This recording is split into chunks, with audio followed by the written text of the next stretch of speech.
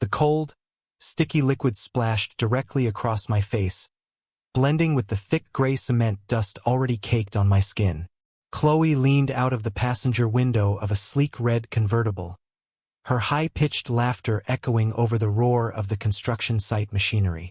Next to her, a man in a tailored Italian suit steered the car with one hand while holding up his phone with the other, recording my humiliation for his social media followers. Chloe threw the empty plastic cup at my chest, watching it bounce off my faded orange safety vest before screaming that I smelled like a garbage truck. My co-workers exploded into cruel laughter, pointing at my drenched hair.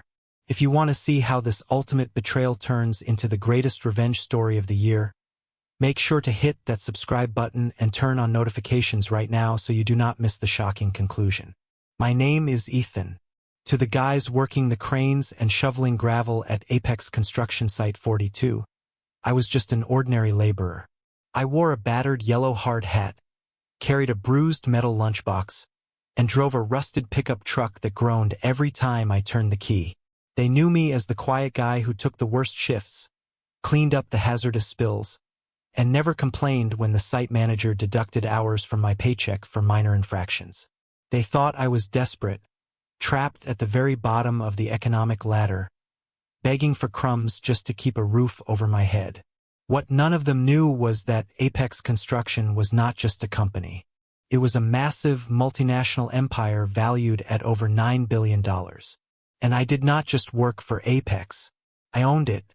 I was the founder, the majority shareholder, and the ultimate decision-maker behind every skyscraper, bridge, and highway project bearing our name across 3 different continents.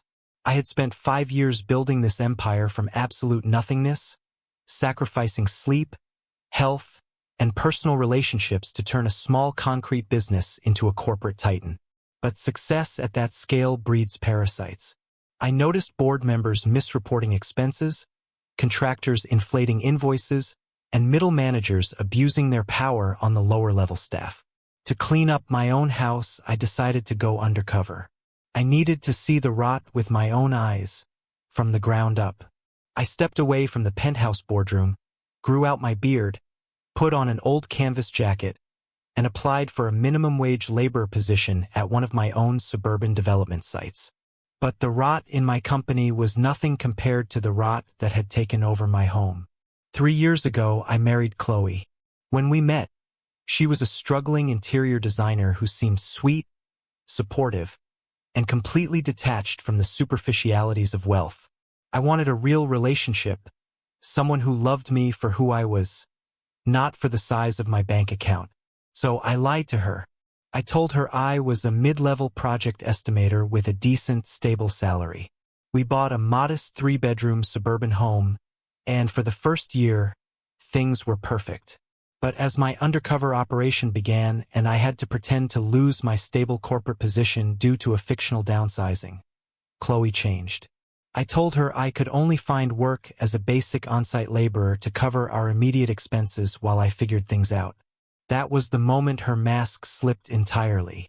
She did not see a husband fighting to keep them afloat. She saw a failure, a loser, a man who was beneath her standards. Every evening when I walked through the front door, exhausted from performing heavy physical labor for 12 hours just to maintain my cover, she greeted me with nothing but disgust. "Look at you," Chloe would sneer, standing in the kitchen while holding a glass of wine that cost more than my daily fictional wage. "You look pathetic. You smell like wet concrete and sweat." I did not marry a ditch digger, Ethan. I married a man who was supposed to move up in the world. Look at my friends. Their husbands are buying them designer bags and taking them to the Maldives, and I am stuck with a guy who washes his hair with industrial soap. I tried to calm her down, keeping my voice soft. "Chloe, it is just a temporary rough patch. I am working hard. We still have food on the table and the mortgage is paid. We just need to tighten our belts for a little while."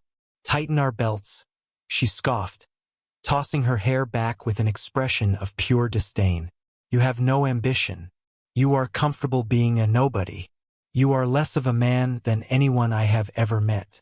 It is embarrassing to introduce you to people. When my mother asks what you do, I have to lie and say you are an independent consultant because I cannot bear to tell her my husband sweeps dirt for a living. The insults grew worse as the weeks went on, but the verbal abuse was only the beginning of the nightmare. Before we move forward into the dark secrets Chloe was hiding, take a brief moment to leave a comment below telling us what you would do if your spouse treated you this way. Your support helps keep these stories alive. One evening, I returned home later than usual. The site manager had forced my crew to pour a massive foundation slab in the pouring rain, and every muscle in my body was screaming in pain. As I pulled my rusted truck into the driveway, I noticed a sparkling black luxury sedan parked outside. The engine was warm, and the customized license plates read simply, Brad. I unlocked the front door and walked into the living room, only to freeze in my tracks. Chloe was sitting on the sofa, her legs curled up, laughing playfully at a tall, handsome man dressed in a crisp navy blue suit. He had a perfectly manicured beard, gold watch glinting under our living room lights, and an arrogant smirk plastered across his face. This was Brad, a high-ranking regional development director for a competing real estate firm, a man known in corporate circles as a ruthless climber with a reputation for vanity. Chloe did not even stand up when I entered. She looked at my mud-stained boots and wrinkled her nose in disgust. "Oh, great. The help is home," she said, her voice dripping with venom. "Ethan, don't walk on the rug. You are track gray dust everywhere. Go to the garage and strip down before you ruin the house." "Who is your friend, Chloe?" I asked, keeping my composure, though my chest tightened with a sudden, dark suspicion.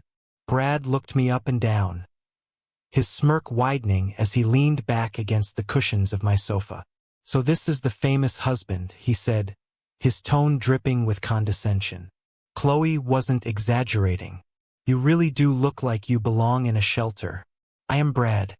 I actually manage real projects, the kind that require a brain, not just a shovel." Chloe giggled, reaching out to pat Brad on the knee right in front of me. "Brad is helping me with my design career, Ethan. He actually has connections with high-end clients.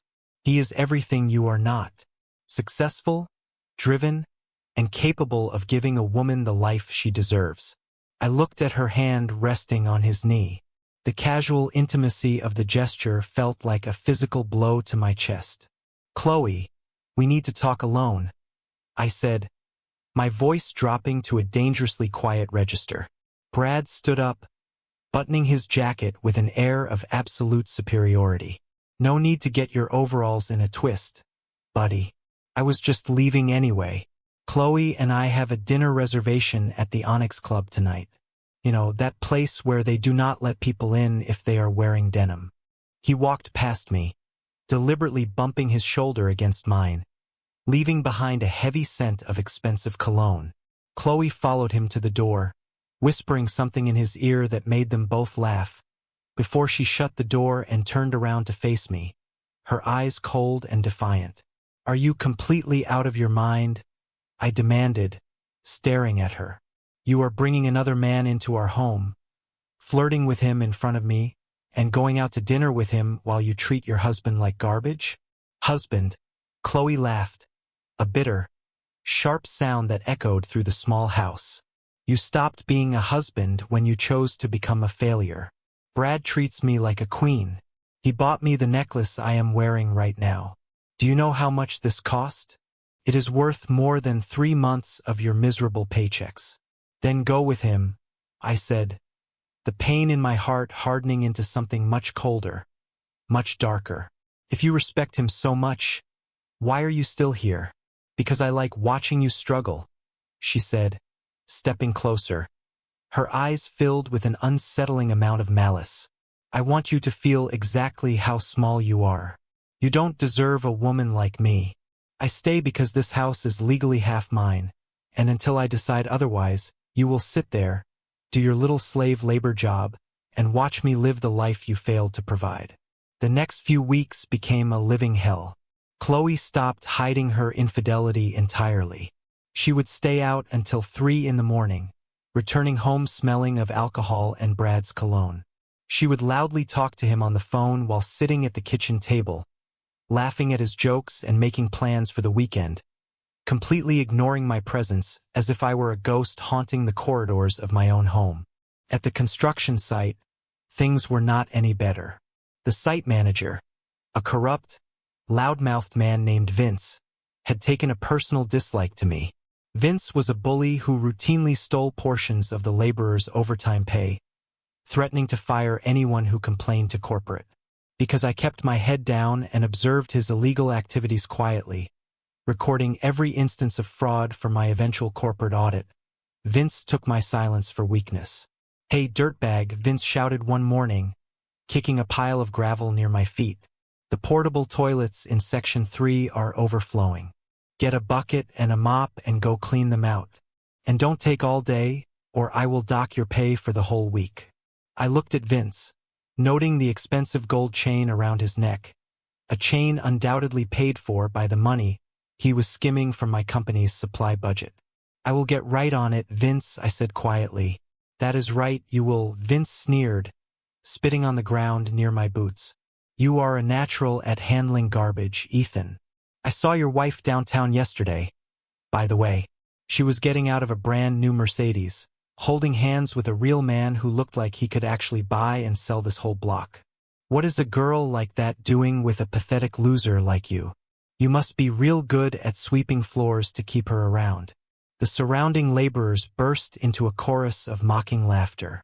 They loved seeing someone lower than them on the social ladder get kicked around. I did not say a word. I simply turned around, picked up the cleaning supplies, and walked toward the back of the lot. Let them laugh, I thought to myself. The higher they climb on their mountain of arrogance, the harder their fall will be when I finally pull the rug out from under them. If you are eager to see Vince and Chloe get exactly what they deserve when the truth finally comes out, make sure to like this video and share your thoughts in the comments. Your engagement helps us bring you more stories of justice and ultimate revenge.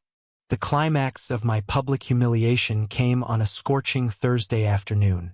The entire construction crew, along with several high-ranking regional supervisors who had arrived for a standard site inspection, were gathered around the main office trailer for lunch.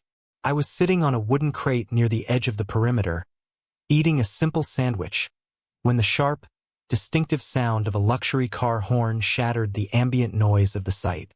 A sleek, white luxury sedan pulled past the security gates, ignoring the signs that restricted unauthorized vehicles from entering the construction zone. The car came to a sudden halt right in front of the main trailer, kicking up a massive cloud of white dust that coated the supervisor's clean clothes. The driver's door opened, and out stepped Brad, looking immaculate in a tailored gray suit and dark sunglasses. He walked around to the passenger side and opened the door for Chloe. She stepped out wearing a stunning white dress, designer sunglasses, and high heels that sank slightly into the soft dirt of the site. The entire crew went dead silent, staring at the glamorous couple who looked entirely out of place among the heavy machinery and gravel piles. "Where's the garbage man?" Chloe announced, her voice carrying across the quiet lot. "I have a delivery for him." Vince, the site manager, immediately scrambled forward, wiping his hands on his pants, a slimy smile appearing on his face. "Well, hello there, beautiful. Are you looking for Ethan?" "Hey, Ethan. Get your lazy rear over here right now. Your better half is looking for you." I stood up slowly, brushing the dust off my jeans, and walked toward the center of the crowd. Dozens of eyes were locked onto me, some filled with pity, but most filled with cruel amusement. "What are you doing here, Chloe?" I asked, stopping a few feet away from her and Brad. "I came to do what should have been done a long time ago," Chloe said, her voice dripping with venomous triumph. She reached into her expensive leather handbag and pulled out a thick, white legal envelope. She held it out toward me, a wicked smile spreading across her lips. "These are divorce papers, Ethan," she said loudly, ensuring every single laborer and supervisor could hear every syllable. "I am leaving you. I am officially filing for divorce, and Brad's legal team has already structured it so that I am taking the house, the savings, and every single thing of value you think you own. You are officially single, broke, and exactly where you belong at the very bottom. Brad stepped forward, placing a possessive hand on Chloe's waist, looking down at me with an expression of pure superiority. Don't take it personally, buddy, Brad chuckled, loud enough for the entire site to hear. A woman like Chloe needs a real provider. A man who builds empires, not a guy who sweeps up the dirt after the real men are done working. You should thank me, honestly. I am taking an expensive burden off your hands. Vince and the other supervisors erupted into loud, boisterous laughter. Look at him, Vince shouted, pointing at me. The poor guy doesn't even have enough money to hire a lawyer to fight it. He is going to be living in his rusted truck by the end of the week. Chloe looked at me, expecting to see tears, expecting to see me beg, or scream, or fall to my knees in despair. She wanted a show of absolute brokenness to validate her betrayal. Instead, I looked down at the white envelope in my hand. Then I looked up at Chloe, then at Brad, and finally at Vince. A slow, calm smile began to form on my face. The heavy weight of the last few months of hiding, enduring the insults, and collecting the data on my company's corruption felt like it was finally lifting. The trap was fully set. They had walked right into it, completely unaware that they were standing on the edge of a massive financial volcano that was about to erupt. Are you sure this is what you want, Chloe? I asked, my voice completely steady, devoid of any anger or sadness. There is no turning back from this. Chloe let out a loud, mocking laugh, turning to Brad before looking back at me. Am I sure? Ethan, leaving you is the best decision I have ever made in my life. You are a nobody. You will always be a nobody. Enjoy your dirt. She turned on her high heels, walking back to the luxury car with Brad, who gave me a mock salute before getting into the driver's seat. They slammed the doors, reversed out of the sight, and sped away, leaving another cloud of dust behind them. The crowd of laborers continued to chuckle, and Vince walked up to me, slapping me hard on the shoulder, nearly knocking my hard hat loose. Well, that was a hell of a show, Ethan, Vince laughed. Now quit staring at the road like a lost puppy. Put those papers in your lunchbox and get back to shoveling that ditch. The real world doesn't care about your broken heart. I looked Vince directly in the eyes, my smile widening. You are absolutely right, Vince, I said quietly. The real world doesn't care at all. I walked away from the crowd, carrying the white envelope. But I didn't go toward the ditch. I walked straight past the tool sheds, past the security gate, and pulled out my encrypted corporate smartphone from a hidden pocket inside my vest. A phone I had kept turned off for the last 3 months. I powered it on, and within seconds, the screen lit up with dozens of missed calls and urgent messages from my executive board. I dialed a direct number.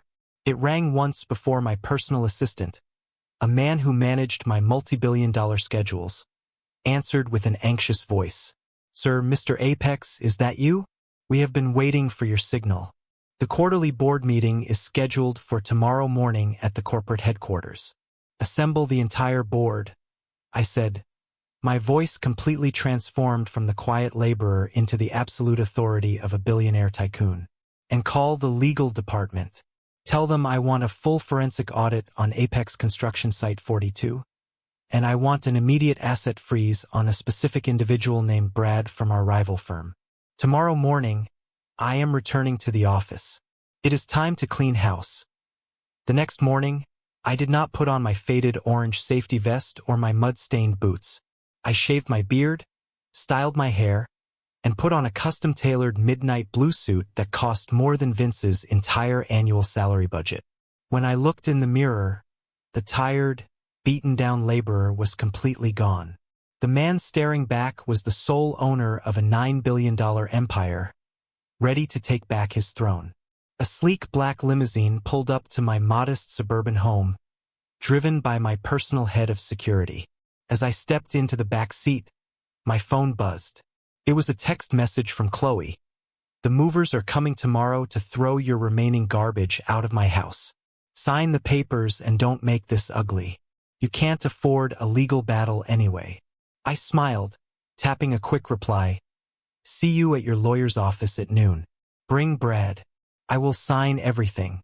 Before we dive into the boardroom ambush and the ultimate downfall of Chloe and Brad, take a quick moment to subscribe to the channel and drop a comment below. Let me know if you think Ethan should show any mercy at all. Your engagement helps us bring you more epic tales of justice. My first stop was the Apex corporate headquarters, a towering glass skyscraper that dominated the city skyline. The security guards, recognizing my face instantly, stood at crisp attention as I walked through the marble lobby. I took the private elevator straight to the top floor, where the entire executive board and the senior legal team were already waiting in the grand conference room. When I pushed the doors open, a heavy silence fell over the room. The board members rose to their feet, bowing their heads in deep respect. I took my seat at the head of the long mahogany table, looking around at the nervous faces of my executives. Let us get straight to business, I said, my voice projecting an unyielding authority. For the past 3 months, I have been working as a basic laborer at Site 42. The amount of corruption, wage theft, and management abuse I witnessed is staggering. Vince, the site manager, has been systematically skimming money from our supply budgets and stealing overtime pay from our hardest workers. I slid a flash drive across the table to our chief legal officer. On that drive is every single record, fake invoice, and recorded conversation proving his guilt. Call the police, file corporate fraud charges, and ensure he is arrested right on the construction site in front of the entire crew today. I want every single laborer he cheated to be fully reimbursed with a 50% bonus for their silence and endurance. The chief legal officer nodded rapidly. Consider it done, Mr. Apex. We will have the authorities at the site within the hour. Now, for the second item on the agenda, I continued, leaning back in my chair. A rival development firm has been trying to undercut our bids on the new downtown stadium project. Their regional director is a man named Brad. I want a full financial squeeze put on his firm. Buy up their outstanding debt, cancel our joint venture contracts, and execute a hostile takeover of their current project pipeline. By sunset, I want Brad's position in the industry completely obliterated. By 11 in the morning, the corporate machinery of Apex was moving like a tidal wave, crushing everything in its path. But my personal business was still unfinished. At exactly noon, I walked into the upscale downtown legal offices where Chloe's attorney practiced.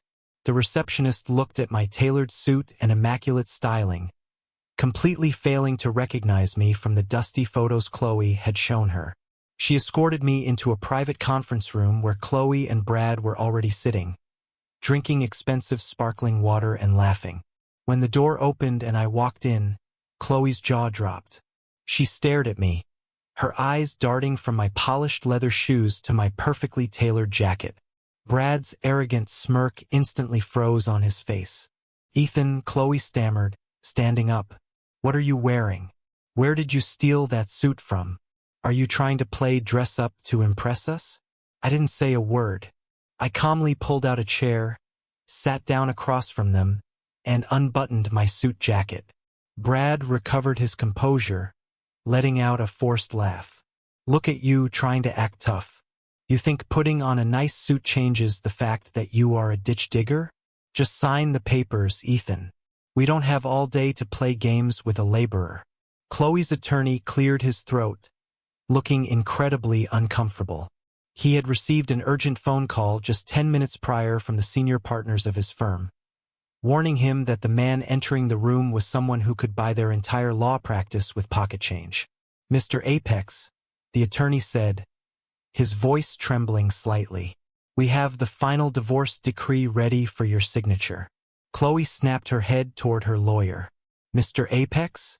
Why are you calling him that? His name is Ethan. He is a broke construction worker. Your client is completely unaware of reality, I said to the attorney, ignoring Chloe entirely. I pulled the white envelope from my jacket, took out the divorce documents, and flipped to the final page. I picked up a gold pen, and with a swift, fluid motion, I signed my name firmly on the dotted line. I slid the papers back across the table. There, I said, looking Chloe directly in the eyes with a spine of absolute steel. You wanted the house, you wanted the modest savings, and you wanted to strip me of everything you thought I was worth. Take it. It is a microscopic drop in the ocean of what I actually own. What are you talking about? Chloe demanded, her voice rising in panic. Stop lying, Ethan. You are a nobody. Brad's phone suddenly began to vibrate violently on the table. He glanced at the screen, seeing it was his CEO. He quickly answered it, putting it to his ear. Yes, sir? What's going on? Chloe and I watched as the color completely drained from Brad's face. His eyes went wide, and his hand began to shake so hard he nearly dropped the phone. What do you mean our funding is pulled? Brad gasped, his voice cracking. A hostile takeover? Who bought the debt? Apex Construction? Sir, please, I am the lead director on that project. You were the lead director, I interrupted, speaking loud enough for the phone to pick up my voice. As of 5 minutes ago, your firm has been forced into technical default, and your position has been permanently terminated due to gross professional misconduct and unethical corporate poaching. Brad dropped the phone onto the table, staring at me in absolute horror. He whispered. You are the billionaire founder of Apex, the ghost owner. Chloe looked between Brad and me, her face twisting in confusion and mounting terror. Brad, what is happening? What is he talking about? Tell me he is lying. He isn't lying, Brad yelled, turning on Chloe with sudden rage. You told me your husband was a useless, broke laborer. You idiot. He owns Apex. He just destroyed my entire career and my life in a single phone call because of you. If you are enjoying this incredible moment of truth and absolute justice, please hit that like button right now. It helps our community grow and ensures more stories of poetic justice find their way to you. I stood up, buttoning my jacket, looking down at both of them with utter indifference. Chloe, you told me I was less of a man because I worked with my hands to clean up my own company. You wanted a man who builds empires. Well, you were married to one. But you were too blinded by greed and arrogance to see it. Enjoy the house. It is the last piece of wealth you will ever receive from me. I turned and walked out of the room, leaving Chloe screaming my name in the hallway while Brad buried his face in his hands, completely ruined. But the universe was not done dealing its cards of justice to Chloe. Just 2 weeks after the divorce was finalized, Chloe was sitting in the living room of the suburban house, desperately trying to figure out how she was going to afford the steep property taxes and lifestyle expenses without any alimony. She decided to drive over to Brad's luxury apartment to comfort him and see if they could salvage what was left of their relationship. Using the spare key Brad had given her during their affair, Chloe unlocked the apartment door, expecting to find him mourning his career. Instead, she walked into the living room and froze. Brad was sitting on the couch, laughing and drinking champagne with a wealthy, older woman. The daughter of a major real estate tycoon Brad had been secretly courting for months behind Chloe's back. Brad, Chloe shrieked, dropping her purse. Who is this? What is going on? Brad didn't even stand up. He looked at Chloe with absolute coldness. Get out of my apartment, Chloe. Did you really think you were the only woman I was seeing? I only messed around with you because I thought it was funny to steal from a construction worker, and because you were a temporary distraction. Now that I am broke and blacklisted from the industry, I need real connections, not a broke divorcee who brings bad luck wherever she goes. Leave the key on the counter and get out. The wealthy woman laughed, waving her hand dismissively at Chloe. Yes, please leave, darling. The help shouldn't enter without knocking. Chloe fled the apartment, her chest heaving with deep, painful sobs. In a matter of weeks, she had lost a husband who secretly possessed a $9 billion empire, lost the man she betrayed him for, and was now completely alone, exposed as a shallow, unfaithful parasite to all her friends and family.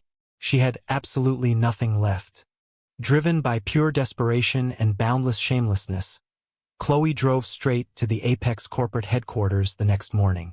She spent hours begging the security team, crying in the lobby, until I finally gave the order to let her up to my office just so she would stop making a scene in public. When she entered my massive penthouse office, she looked utterly pathetic.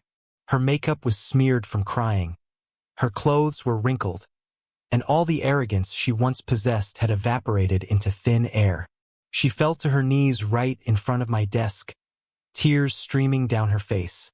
"Ethan, please," she sobbed, reaching out toward me, though I stepped back out of her reach. "I am so sorry. I made a horrible, terrible mistake. I was confused, and Brad manipulated me. He tricked me into believing you didn't care about me. I never stopped loving you, Ethan. Please remember the first year we had together. We can build that again. I don't care about the money. I just want my husband back. Please forgive me. Give me another chance." I looked down at her from behind my desk. My heart felt absolutely nothing. No anger, no hatred, and certainly no pity. The illusions were completely gone. "Chloe," I said, my voice calm, level, and entirely unbroken. When I came home exhausted, covered in cement dust, begging for just a shred of emotional support, you looked at me like I was dirt under your shoe. You told me I was less of a man. You brought another man into my house, accepted his gifts, and laughed while he mocked my struggle. You didn't care about my heart when you served me divorce papers in front of my entire crew to maximize my public humiliation. I paused, leaning forward slightly. "You don't love me, Chloe. You love the $9 billion attached to my name. You loved the idea of a billionaire, but you hated the man who actually built it. The divorce is final. I chose to stand up for myself, and I choose myself today. Security will escort you out of the building. Do not ever contact me again." Chloe let out a desperate, broken wail as two large security guards entered the office, gently but firmly lifting her off the floor and dragging her out of the room. Her screams faded down the hallway, leaving behind a profound, peaceful silence. A year passed. The sting of the betrayal had completely faded, replaced by a renewed focus on my business and my personal growth. I restructured Apex Construction to ensure fair wages, safe working conditions, and complete transparency across every single site. One afternoon, I attended a charity gala for a children's hospital foundation that my company was sponsoring. I was standing near the terrace, looking out over the city lights, when a woman approached me. She was dressed in a simple, elegant dark green dress. Her name was Clara. Clara was a pediatric surgeon who dedicated her life to operating on children from low-income families. She had no idea who I was initially, as she had spent the entire evening focusing on the charity organizers rather than the wealthy donors. When we began to talk, there were no games, no subtle probes into my financial status, and no arrogant expectations. She was intelligent, genuinely kind, and possessed an inner beauty that radiated through every word she spoke. We talked for hours about life, our dreams, and the simple joys of making a difference in the world. For the first time in my life, I found a woman who truly saw me, the soul inside the man, without needing a billionaire title to validate my worth. Our relationship grew naturally, built on a solid foundation of mutual respect, trust, and genuine, unforced affection. Clara loved me when we were eating street tacos in a park just as much as when we attended high society galas. 2 years later, we stood in front of a small, intimate gathering of true friends and family, exchanging vows under a beautiful sunset. As I placed the ring on Clara's finger and looked into her warm, loving eyes, I realized that the betrayal I suffered from Chloe wasn't a tragedy at all. It was the storm that cleared away the weeds, allowing the most beautiful chapter of my life to finally bloom.